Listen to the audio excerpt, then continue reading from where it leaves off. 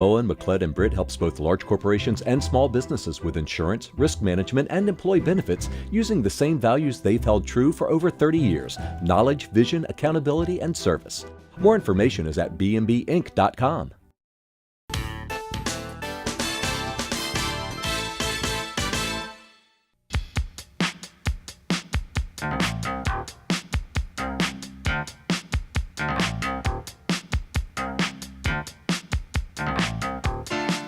Hello, I'm Marcia Cavanaugh. Thanks so much for joining us. Well, last weekend we had a hurricane threat. This weekend there's an election, and we assume the latter will create more drama. We'll be looking tonight at tomorrow's voting, both the mayoral contest and the council, including a lively race in Jefferson Parish. And while Orleans votes, lower home prices in Arabi are luring people away from the city. Unions are seldom part of the political discussion in New Orleans, but there has been activity at one local hotel. And there are some construction plans for Magazine Street. But first, sadly today, as New Orleans residents prepare to select a new mayor, we have news of the loss of an NOPD officer killed in the line of duty.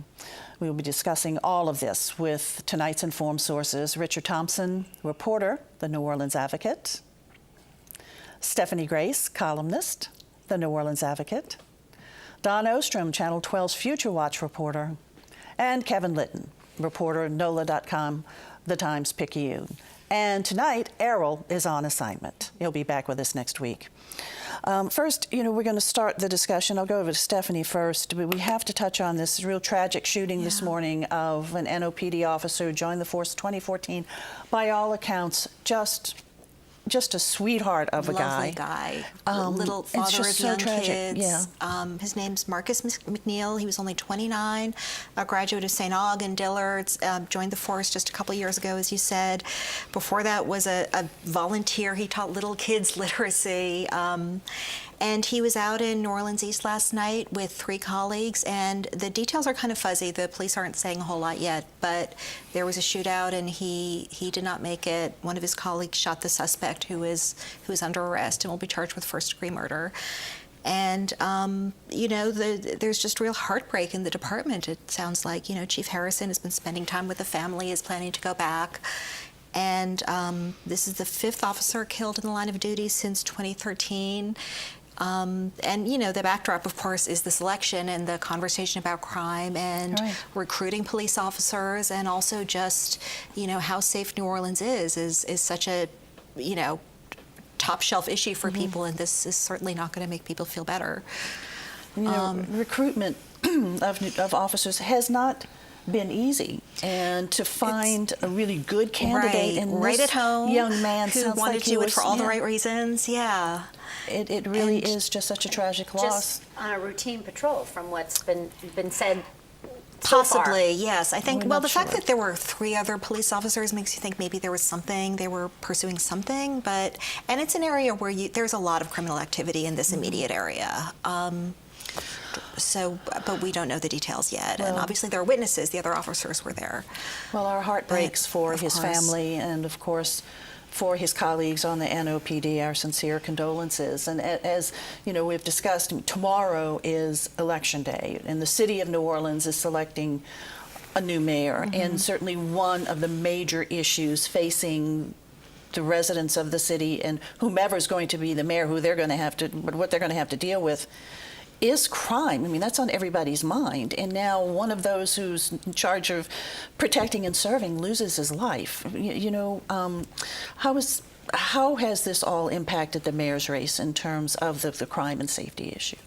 I think the race started out where we thought the main issue was always going to be about crime, and I think the candidates put out crime plans really early in the race, but the tone shifted very quickly after the August floods to an infrastructure thing. And now I think it's interesting that now that we get to the end, crime just has a way of getting right back on your plate as the top issue in the city. And I think what people have known about crime is that it really affects the ability to attract new businesses to the city, investment in the city, and I think that's something that's been on everyone's minds about, we're not in the best economic situation. And it could improve if we had some investment, but who's going to be willing to invest if the infrastructure's not there and the safety's not there? So voters go now, and they have a slate of 18 candidates. It was 18, all told, that qualified to run for the mayor of the city of New Orleans. And so how are we looking? What does it look like it's going to be the outcome of tomorrow's vote?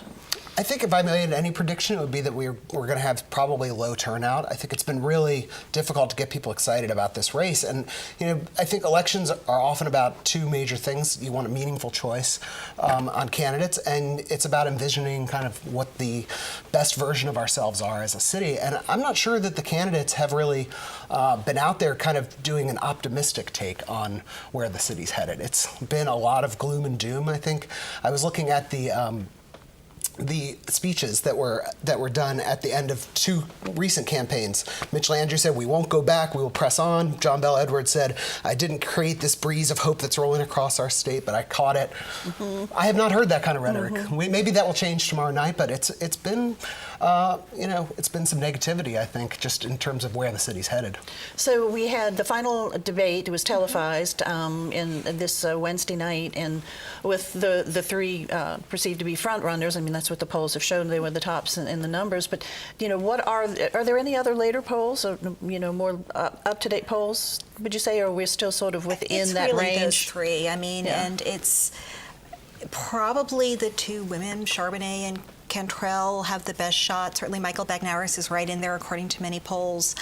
I think the thing to watch is just anecdotally people who are undecided and, not necessarily showing up in a big number in all the polls, but just when you talk to people, you really pick up that they're not sure who they're going for, their decision. Even if they're supporting someone, it's not necessarily firm. It's not necessarily really confident, So I think, a lot of people could be voting on their mood tomorrow, how they're feeling. Which signs you see on the way to the poll Yeah. might actually be very important tomorrow. Maybe, yes. I think if there's anything that's been optimistic in this race is that we have the opportunity to have our first female mayor. And I think that has certainly probably gotten certain parts of the electorate excited. But one prominent politician argued to me that, if these polls are leaning the way that we would get two female candidates in the runoff, maybe you shouldn't trust those polls because maybe he said, never underestimate the power of sexism when a voter is not really wanting to tell the truth about who they're actually supporting. I thought it was an interesting point, but we also have, a pretty large gap between men and women voters in this city, and so I think that could be. And we've elected a female governor and a female senator, and Baton Rouge has a female mayor in Shreveport. I mean, we've done it in this state. It's not so radical an idea. Well, let's touch on also another interesting race, and that is for Orleans Parish coroner. Two candidates, one of which is the incumbent, who said he doesn't want the job after all. Probably one of the stranger races that we've seen in this campaign. I mean, Jeffrey Rouse is a really well-liked politician. I think if you ran any poll, you're going to see really high approval ratings for him. So for him to get into the race and then all of a sudden get out well after the deadline where he could be removed from the ballot. Somebody sent me a picture of a sign today where they were urging people to just go ahead and vote for Rouse. Stop the felon, it said. I saw that today. And speaking of signs, I saw several signs on the way last here night today. they appeared. And again, the felon is Dwight McKenna, his opponent, who was convicted of a tax charge back when he was on the school board and has run for this office. Right, has run for this office many times. And when Rouse pulled out, he basically said, I'm already working with your next coroner, Dwight McKenna. And then a whole bunch of people said, wait a minute, that's not how this works. So I think there are two things going on here. There are the people who are very angry about this. I mean, I think his approval rating would go down now because people are angry that he did this and didn't give them a chance and didn't give people who support him a chance to get behind another candidate they might like. And I've already heard from some people who, if Rouse ends up winning and resigning, there would be a special election. They want to get in, because they liked what he was doing and would have run if they had known. I think the other thing that I've heard from people that they've been disappointed in is remember in the very beginning of the race, we had some candidates that entered races and then they were immediately challenged in court, found not to have paid taxes or issues like that, and then they were forced to drop out. And then Rouse, they couldn't find anything on him, and then all of a sudden he drops out. And I think it makes people think, is there something going on here where you're trying to knock people out of Well, races? it certainly has been an interesting race, that's for sure. So it'll be interesting to see what does happen tomorrow. Let's move now to council races. And first, let's take a look at the council races, because the whole council is up for grabs in Orleans Parish. So let's Yes. begin first with council at large. And that is Division 1. Let's see who's on the ballot for that one. And what's happening with that race. We do have a graphic You have a for graphic? that. Okay. Here we go. Helena Moreno, Kenneth Cutno, Joe Bowie, two legislators, Helena Moreno and Joe Bowie. Helena Moreno has really been the front runner all along. She's, well known. She's a former news anchor. She has run for Congress and has really kind of had a high profile in the legislature on issues like domestic violence and being a real advocate of John Bel Edwards. Right. Joe Bowie is the head of the Black Caucus. The polls show Helena Moreno is way ahead. And this is Division 2 for council at large. Yes, and we have an incumbent here, Jason Williams, who could have run for mayor, instead decided to run for re-election. The polls show none of them are anywhere close. Really, with the two at large, I think the question is, do Moreno and Williams get the 50%? Yeah. I think overall we're not going to have many runoffs in the council, and I would be a little surprised if we have an at-large runoff. Okay, so we're going to also chat now about the various district seats. Yes. Now, District A, Susan That's an open Guidry, one. Susan Guidry, couldn't seek re-election, Right. and so that one's wide open. It's an empty seat. It is, and there are 6 candidates. The two with probably the most resources are Joe Geruso and Eileen McClansky. Geruso, political family, his mother is a judge, and has been very involved in Lakeview civic issues. He's an attorney. Eileen McClansky is a former aide to Nadine Ramsey, another council member, has worked for Mary Landrieu. Likely runoff in that one, you think? Could be. It wouldn't be shocking if Geruso got in. It wouldn't be shocking if there was a runoff. Okay, all right. District B. This one, I think there probably will be a runoff. This is another open seat. LaToya Cantrell is running for mayor. She could have run for re-election, and she chose not to. Jay Banks and Seth Bloom are the two best known. It's a really divided district demographically. It's about half black, half white. It's, there's some real wealth. There's some real, areas that are struggling. Seth Bloom is former school board member, attorney. Jay Banks, very active in the BOLD political organization, former city hall aide, going all the way back to Dorothy May Taylor, Zulu King. But there are some others who are running good campaigns. Timothy David Ray got the Gambit endorsement. A lot of people like him. Catherine Love is a vet. People, they're decent choices here. Okay, on to District C. This one will end tomorrow because there are only 2 candidates, and it is a fight to the finish, I will say. And it's a replay of the race that we almost had 4 years ago when Kristen Palmer, who was the incumbent, decided kind of at the last minute not to run. Jackie Clarkson got in instead of her, and Nadine Ramsey had already been campaigning, and they're really going at each other on issues involved, development, who's closer to developers, the Algiers Ferry, Confederate monuments. It's all flying. Okay, So District D. The incumbent is Jared Brissett. The others have not really mounted much of a campaign, so he's probably fine. Okay, and E? And E, the incumbent is James Gray. He has 4 challengers. I don't know that any of them have really broken out, but he does. He has a lot of endorsements. He's a very, Harvard-educated lawyer, but he also has some ethics issues in his personal legal practice, and constant frustration in Eastern New Orleans over stuff they don't have, basically. That's just been a theme going all the way back to before Katrina, and it is in this race, too. And I think the lower ninth as well is in that district, and there's some frustration there. Okay, so let's move over to Jefferson Parish Council. This one's hotly contested. This is one of those, small races that's kind of a stand-in for a bigger conflict between the 2 big factions. One is really kind of associated with Newell Norman, the recently departed sheriff who went to WWL Radio, and Dominic Imbastado has close ties to Parish President Mike Yenny, although he is distancing himself in this race, and there's a lot of money and there are a lot of allegations. One interesting thing that's come up is Danny Martini, a state senator, sponsors some of these criminal justice reforms that were just passed, and that's become an issue. That's always a tough issue to take on because people can accuse you of being soft on crime, and that's what's happening. Although it's legislation that had a lot of Republican and Democratic support. Still a tight race over there. Still very tight. All right, be interesting to watch that one. Yes. All right, guys, thanks a lot. Let's go over to Richard right now. And in Orleans Parish, we've seen the real estate prices go up, makes homeowners very happy, but potential buyers can be a little bit much. So folks are looking at Araby and St. Bernard. That's right. I mean, that's another theme, just like the crime that residents here have been dealing with for so many years now. In New Orleans, we've seen almost regularly double-digit real estate sale price increases. And so now what that's doing is we've pushed it up to almost $180 a square foot in this city. And I think some younger home buyers, first-time home buyers, are starting to look at Araby. And why not at this rate? It's about 10 minutes from the quarter. It's almost an extension from St. Claude. Folks that are being priced out of Mid-City, out of Lakeview, the Bywater, Marigny. It's offering another alternative. And you can go there now. And right at this point, prices have climbed from about 80 a square foot in the last few years to about 95.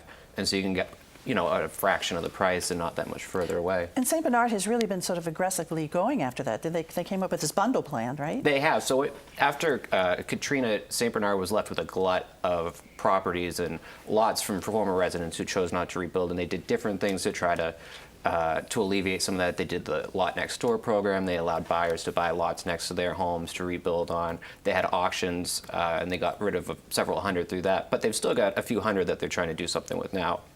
So what they're doing is they're bundling these lots, maybe a half a dozen apiece, to different buyers who come in and on a set schedule have to, as they close on one lot, they rebuild, they sell that, and they build the next one, so that they're trying to rebuild basically neighborhoods and subdivisions within Araby within the next 5 to 6 years, all on homes that are oversized lots with 10-foot ceilings, nice homes that you can get at a fraction of the price. If you were to look in Lakeview, in Mid-City, you can try to check off each thing on your list rather than having to settle for a higher price elsewhere. And that's a sold on St. Bernard. That's what they're calling it. Yeah, it's catchy. And they're really being tight on the developers, too. The developers have to really meet some very strict guidelines. It's a very strict schedule that they're doing just to try to get these homes. So that way you've got the confidence to be able to go into a subdivision or to a neighborhood and be able to see. You know it'll be built up around you. Right. You may be the only 1, 2, 3 there now, but within 5 or 6 years, you're going to have a lot of company. And it really is very convenient to downtown. I mean, you just get on the St. Bernard and there, I mean, not St. Bernard, St. Claude, and continue on down, and there you are on Rampart Street and right next to the quarter. I mean, I can remember 5 or 6 years people were joking that Araby was the new Bywater, the new Marigny, but it actually, for this point, it is very much an extension of St. Claude. Another 10 minutes to save $100 a square foot. It's hard to argue with that. What about resources there, though, like grocery stores and that is one of the shopping restaurants? That is sort one of of the complaints. It certainly lacks some of the amenities in terms of shopping and commercial outlets, but you are starting to see some of these smaller businesses and bars open up in Araby in that neighborhood. There was a brewery, though it recently closed. There was also a studio and art. And arts and crafts over there too. Things that could just as easily be in Bywater, starting to make the jump over. Okay, go on over to Araby. It is a charming little community, and no doubt about it. Thanks a lot, Richard. To Dawn. Let's talk about Magazine Street. Oh no, more to street get away from construction. I feel like that's all I talk about on this show, but this topic specifically came to me because people asked, can you please update what's going to happen? We talked a couple of years back about Magazine Street resurfacing and access to the fly and the zoo and that sort of thing.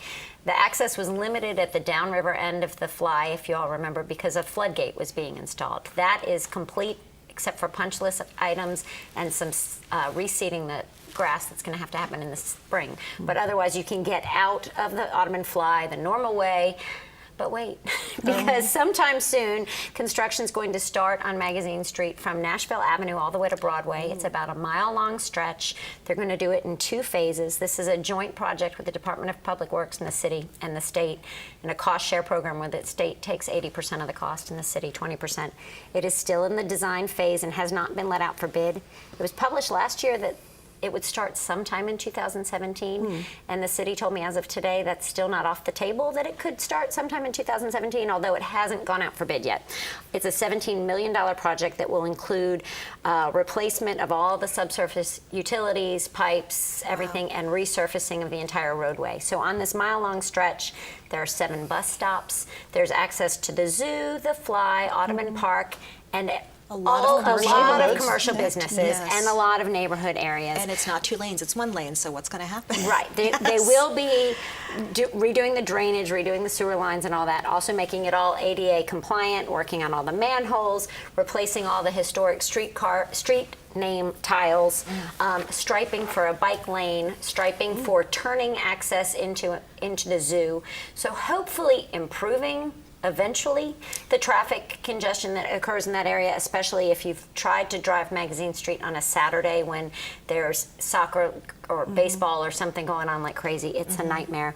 But there is no timeline for this project yet, except that they say construction, when it does happen, will be between 7 a.m. and 5:30 p.m. Monday through Friday, and that there will always be at least 1 lane of access, and there will always be access to the park, the zoo, the fly. It just might be really challenging. It's going to be really slow going for And anybody who tries again, to no navigate it. timeline. It was published 3 years ago that it was going to be in 2015 and 16. It was published last year that it was going to be in 17. So it seems to be a moving target. But the city said, they're in design phase now, and it should go out for bid soon. Nashville to Broadway. Okay, so be prepared. So It's I guess coming. they'll have to have some I mean, sort of right traffic now, if you controls try there. to drive it, and I drive that route almost every day, it's like driving through a war zone. The road is in horrible shape Terrible, right there. yes. Terrible shape, and there are people trying to get across on strollers and bicycles, and it's a mess. So it's desperately needed. I tried to find out how long it's been since there's been any work there, or how old the piping system is underneath that roadway. I haven't been able to find that out. I know some historic preservationists were fighting to have the cobblestone that's under there somewhere brought back up, but apparently there's no money for Okay. that. Is there any kind of plan, do you know, to make bike lanes all the way down Magazine? Don't know where the bike lane will be. It's still in the That's design phase. Interesting, okay. All right. Thanks, Dawn. Stephanie, over to you. Yes. Let's talk quickly now about, we do have a statewide race going on tomorrow, too. Just the one. Yes. Treasurer. A So- weird one, too, another strange one, because this is, of course, to replace John Kennedy, the U.S. Senator, and all of the major candidates are Republicans, but there is a Democrat who signed up, a guy named Derek Edwards, who is a lawyer from New Orleans, who's not really running a campaign, who hasn't raised money, who doesn't even have the state party behind him. The major candidates would be Angel Davis, the former commissioner of administration under Bobby Jindal. She also worked for Mitch Landrieu when he was lieutenant governor. So she could have gone the bipartisan route. She is not doing that. She is saying Trump, Trump, Trump, Trump, Trump. So that's her campaign. Neil Reiser is a state senator from North Louisiana, very, very conservative, but has really made some inroads with political groups here in New Orleans, where all these Democratic votes are up for grabs, and where we're going to have higher turnout probably than in the rest of the state because of the mayor's race. Some of his colleagues in the Senate, Democratic colleagues, have endorsed him. He's on a number of Democratic ballots, and if you had said that years ago, a year ago, that Neil Reiser would be on, the Democratic ballots in New Orleans, people would have laughed at you. But really, that's what he's doing, and it's interesting. And he's kind of running more of a technocratic campaign. John Schroeder, former legislator from Covington, he's just a populist. He's the one running the TV ads with the Louisiana politicians partying, saying he's going to crack down on them, which isn't totally the treasurer's job, but then there's precedent on that because John Kennedy talked about a lot of things that were not the treasurer's job, but that didn't stop him from talking about them. Do we expect a runoff on this? I think we do. Now, I think the question is going to be, do you have two of these Republicans, which would be competitive, or does Edwards get enough votes just from being a Democrat to get in with one of the Republicans, and then probably, it will be perfunctory, I would say. Okay. All right, Steph. Thanks a lot. Over to Richard now. Union activity in the hospitality industry and hotels. Right, fitting right along with these rising costs of living and rising home sale prices, we're starting to see some union activity in the hospitality industry, which, as you know, is about 80,000 workers here, is the lifeblood of the city. And it never has really had a foothold here. For many years, the Fairmont was the only hotel that was unionized, and then in 2004, the Lowe's came on. After Katrina, the Fairmont was closed for many years and became the Roosevelt, which was no longer unionized. And then in the last couple of years, we've started to see this pick up a little bit. It's still just a sliver of the total 80,000. It's about 2,000 who are unionized. It started with the Lowe's. We've also got some workers at Harrah's, at the casino and the hotel, as well as more recently the workers at the Hilton Riverside voted to unionize. Which is the biggest hotel, right? Which is in the city? significant because it's the largest hotel in the city, and it also has major convention space. And that's significant for a couple of reasons. One, it really sends a message to other workers, particularly around that area where they all seem to be so far kind of nestled in. But also there are some conventions and businesses that when they're looking to host at a hotel, an event, they'll look toward union hotels. Just last week, the state Democratic Party held their annual gala here. There's been others that are so far moving their business over there. The union that represents the workers is called Unite Here, and they say so far in the last year it's been about $4.2 million worth of additional events that are now being steered there as a result. So has the contract been worked out over at the Hilton Riverside? They're still negotiating the contract. They didn't want it, neither side would get into specifics about what it's about. Of course, it's always going to be about wages and scheduling, trying to maybe not close a shift and work the next shift, try to have some seniority over scheduling. But they're still negotiating. Both sides say that it's they're working through it, and it's still so far cooperative. Well, you said the tourism industry is really a very, very important one here. What is the tourism industry saying about this? We haven't heard too much about it. I think everybody's kind of watching to see what could happen. Of course, I think hotel owners would caution that if this becomes a real movement, it could potentially lead to maybe increased costs of doing business. They may argue that it could slow construction of new hotels. Whether or not that's the case, I really don't know. I mean, we've seen the tourism numbers just jump year after year since Katrina, both in terms of passengers who are coming through the airports, folks who are staying in the hotels. There's been a real boom in the CBD and elsewhere in new construction, historic rehab properties that are coming back up. So it's hard to say. I mean, if you look at other tourism destinations like Las Vegas, like New York, those are hard, heavy union cities for tourism, and places in those, people in those cities say that it's helped to kind of make that a middle class industry where you can actually rise, and it's not so much of this inequality gap, or an equity gap that we're talking about here. Right, so the idea is just to create a better standard of living for those who work in the hospitality industry. Rising Which right now they're struggling. tide lifts all boats. Right, indeed it does. That's a very good quote. All right, it is time for us now to look ahead, Richard. Well, Don, you were talking about Magazine Street, and it reminded me in the next couple of weeks the City Planning Commission is going to vote on a proposal for a Chipotle over at the Radio Shack that's since closed. So I don't know about you, Marcia, I'm more of a Felipe's man myself, but I like having variety. I want everybody to be happy. I'm with you on that, absolutely. Variety is good. Stephanie. Okay, back to the mayor's race. We have the election Saturday. On Sunday, I'm sure whoever finishes in third place is going to get phone calls from the other two asking for endorsements. That's always something that happens right away. The conversation starts right away. We'll see if the endorsement happens right away, if it happens at all. Okay.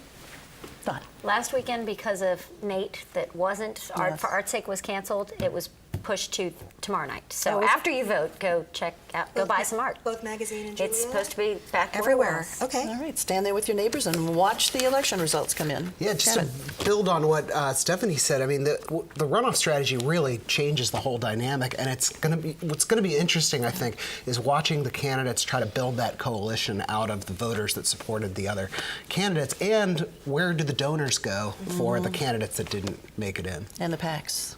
And the PACs. Definitely the PACs. I would not be surprised to see a double down on the PACs if Desiree Charbonnet makes it in. Okay. All right, guys. Thanks a lot for being here. Thank you guys for joining us. And remember, tomorrow is Election Day. A lot of stuff on the ballot, not just in New Orleans, but all around. It's a statewide race, too. So Errol will be back next week, and you know he's going to want to talk about elections. So be sure to join us then. Have a good evening.